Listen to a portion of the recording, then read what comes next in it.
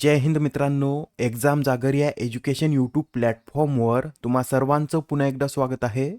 मित्रांनो, या आधीच्या सत्रामध्ये तुमच्यासाठीचा प्रश्न होता, नीती आयोगाने कोणत्या राज्यात महिला उद्योजकता प्लॅटफॉर्मचे पहिले राज्य व्यासपीठ सुरू केले?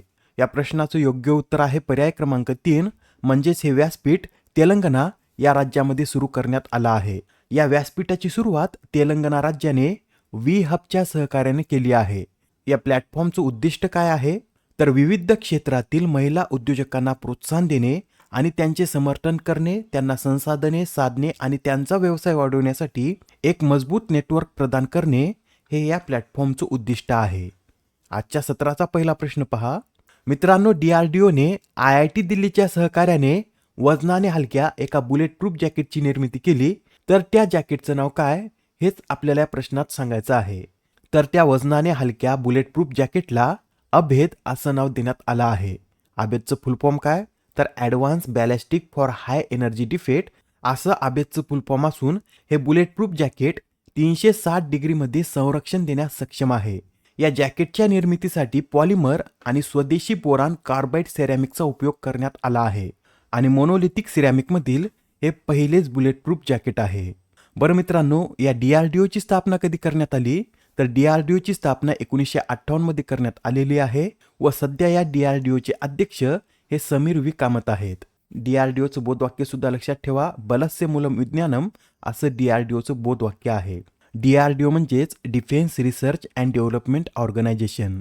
प्रश्न क्रमांक 2, RBIचे कार्यकारी संचालक म्हणून कोणाची नियुक्ती करण्यात आली? तर आता RBIचे कार्यकारी संचालक म्हणून अविरल जैन यांची नियुक्ती करण्यात आली आहे. मित्रांनो, RBI बँकेतील सर्वोच्च पद हे गव्हर्नराचं आहे. त्यानंतर 4 डेप्युटी गव्हर्नर येतात व या 4 डेप्युटी गव्हर्नरानंतर कार्यकारी संचालक हे RBI मधील तिसऱ्या क्रमांकाचं पद आहे. गव्हर्नर आणि डेप्युटी गव्हर्नर यांची नियुक्ती 5 वर्षासाठी करण्यात येते. तर एक्झिक्युटिव्ह डायरेक्टर यांची नियुक्ती ही 4 वर्षासाठी करण्यात येत असते. बरं, RBI बँकेची स्थापना कधी करण्यात आली? तर 1 एप्रिल 1935 मध्ये RBI बँकेची स्थापना करण्यात आली व 1 जानेवारी 1949 मध्ये RBIचं राष्ट्रीयकरण करण्यात आलं आहे. सुरुवातीला RBIचं मुख्यालय हे कलकत्ता या शहरात होतं. 1937 मध्ये कलकत्ताहून हे मुख्यालय मुंबई या शहरात हलवण्यात आलं होतं. प्रश्न क्रमांक 3, गृहनिर्माण आणि शहरी व्यवहार मंत्रालयाने कार्यक्षम जल व्यवस्थापनाला चालना देण्यासाठी कोणत्या योजनेला मंजुरी दिली? तर आता गृहनिर्माण आणि शहरी व्यवहार मंत्रालयाने कार्यक्षम जल व्यवस्थापनाला चालना देण्यासाठी जल ही अमृत या योजनेला मंजुरी दिली आहे. मित्रांनो, एक्झाममध्ये आपल्याला असे विचारलं जाऊ शकतं की जल ही अमृत ही योजना कोणत्या मंत्रालयाने सुरू केली? तर गृहनिर्माण आणि शहरी व्यवहार मंत्रालयाने ही योजना सुरू केली आहे. ही जी जल ही अमृत योजना आहे, ही योजना अमृत 2.0 अंतर्गत सुधारणा करून सुरू करण्यात आली आहे. या योजनेचं उद्दिष्ट काय आहे? तर राज्य आणि केंद्रशासित प्रदेशांना सांडपाणी प्रक्रिया संयंत्रे कार्यक्षमतेने व्यवस्थापित करण्यासाठी चांगल्या गुणवत्तेच्या पुनर्वापरयोग्य प्रक्रिया केलेल्या पाण्याचे उत्पादन सुनिश्चित करण्यासाठी प्रोत्साहित करणे हे या जल ही अमृत योजनेचं उद्दिष्ट आहे. महत्त्वाची योजना आहे, लक्षात ठेवा. आणि आता हा प्रश्न पहा. महाराष्ट्र राज्याच्या मंत्रिमंडळाने खालीलपैकी कोणत्या तारखेस मराठी अभिजात भाषा दिवस साजरा करण्याचा निर्णय घेतला आहे? तर मित्रांनो, आता महाराष्ट्र सरकारने 3 ऑक्टोबर हा दिवस मराठी अभिजात भाषा दिवस म्हणून साजरा करण्याचा निर्णय घेतला आहे. 3 ऑक्टोबर रोजीच मराठीला अभिजात भाषेचा दर्जा देण्याची घोषणा करण्यात आल्यामुळे आता 3 ऑक्टोबर हा दिवस मराठी अभिजात भाषा दिवस म्हणून साजरा करण्यात येईल. मराठीबरोबरच इतर 4 भाषा कोणत्या आहेत ज्यांना अभिजात भाषेचा दर्जा देण्यात आला?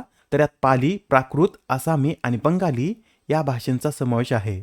बरं, एक महत्त्वाचा प्रश्न, मराठीच्या अभिजात दर्जाबद्दल संशोधन करण्यासाठी 2012 साली कोणाच्या अध्यक्षतेखाली समिती स्थापन करण्यात आली होती? तर प्राध्यापक रंगनाथ पठारे यांच्या अध्यक्षतेखाली समिती स्थापन करण्यात आली होती. आणि याबरोबरच हे सुद्धा नोट करून घ्या, एक्झाममध्ये जोड्या लावा म्हणून आपल्याला यावर सुद्धा प्रश्न विचारला जाऊ शकतो. 2004 साली तमिळ या भाषेला अभिजात भाषेचा दर्जा मिळालेला आहे. 2005 साली संस्कृत, 2008 मध्ये तेलुगू आणि कन्नड, 2013 मध्ये मल्याळम, तर 2014 मध्ये ओडिया या भाषेला अभिजात भाषेचा दर्जा मिळाला आहे. प्रश्न क्रमांक 5, कोणतं राज्य हे हरित एकात्मिक डेटा सेंटर पार्कसाठी विशेष धोरण आणणारे देशातील पहिले राज्य ठरलं आहे? तर आता हरित एकात्मिक डेटा सेंटर पार्कसाठी विशेष धोरण आणणारे महाराष्ट्र हे देशातील पहिलं राज्य ठरलं आहे. महाराष्ट्र मंत्रिमंडळाने अलीकडेच green integrated data centre park उभारण्यास सुद्धा मान्यता दिली आहे. या पार्कमुळे महाराष्ट्रात 1.7 लाख कोटी रुपयांची गुंतवणूक होणे अपेक्षित आहे. बरं, येथे आपल्या महाराष्ट्राविषयी हे सुद्धा लक्षात ठेवा.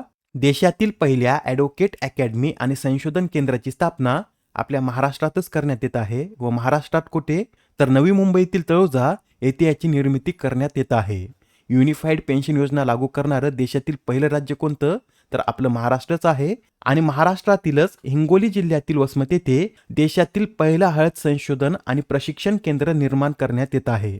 प्रश्न क्रमांक 6, 2024च्या हुरून इंडिया अंडर 35 यादीत पहिले स्थान कोणी पटकावले, तर आता या 2024च्या हुरून इंडिया अंडर 35 यादीत पहिल्या क्रमांकावर हे अंकुश सचदेवा आहेत. बरे, जे अंकुश सचदेवा आहेत हे कोणत्या कंपनीचे संस्थापक आहेत, तर ते शेअरच्या त्या कंपनीचे संस्थापक असून या यादीत त्यांना पहिलं स्थान देण्यात आलं आहे. त्यानंतर दुसऱ्या क्रमांकावर स्मार्ट वर्कचे नितेश सारडा आहेत.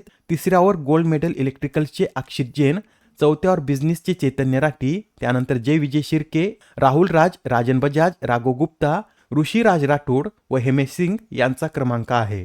प्रश्न क्रमांक 7, कोणता देश हा आंतरराष्ट्रीय वैद्यकीय उपकरण नियामक मंचाचा सदस्य बनला आहे, तर आता आपला भारत हा या आंतरराष्ट्रीय वैद्यकीय उपकरण नियामक मंचाचा सदस्य बनला आहे.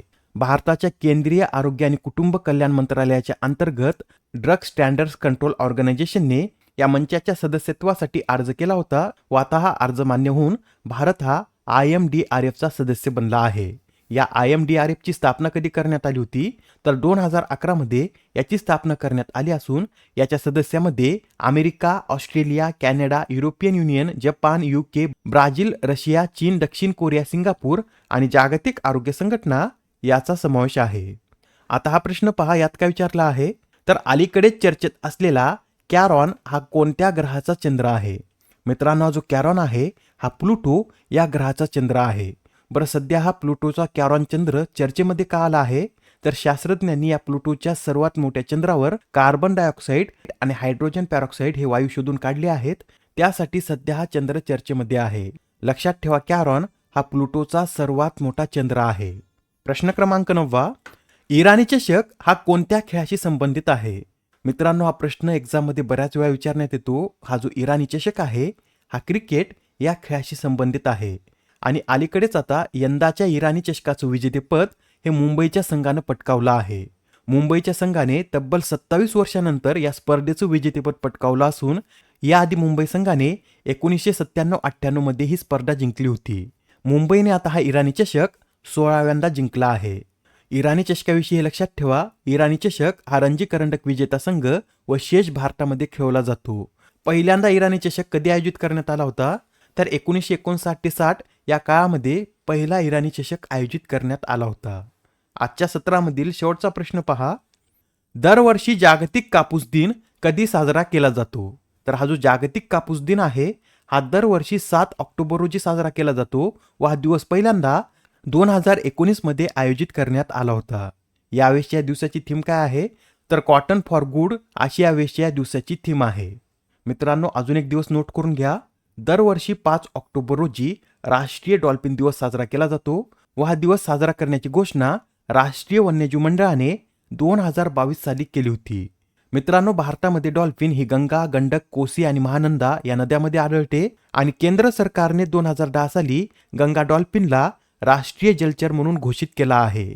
आजच्या सत्रामधील तुमच्यासाठीचा प्रश्न पहा, 25व्या लाल बहादूर शास्त्री राष्ट्रीय उत्कृष्टता पुरस्काराने कोणाला सन्मानित करण्यात आले. आता या प्रश्नाचं उत्तर कमेंटमध्ये देण्याचा प्रयत्न करा. उत्तर चुकलं तरी काय हरकत नाही, कारण ज्यावेळेस तुम्हाला या प्रश्नाचं योग्य उत्तर माहीत होतं त्यावेळेस हा प्रश्न तुमच्या दीर्घकाळापर्यंत लक्षात राहतो. तर आता पुढच्या सत्रामध्ये पुन्हा भेटूया. धन्यवाद.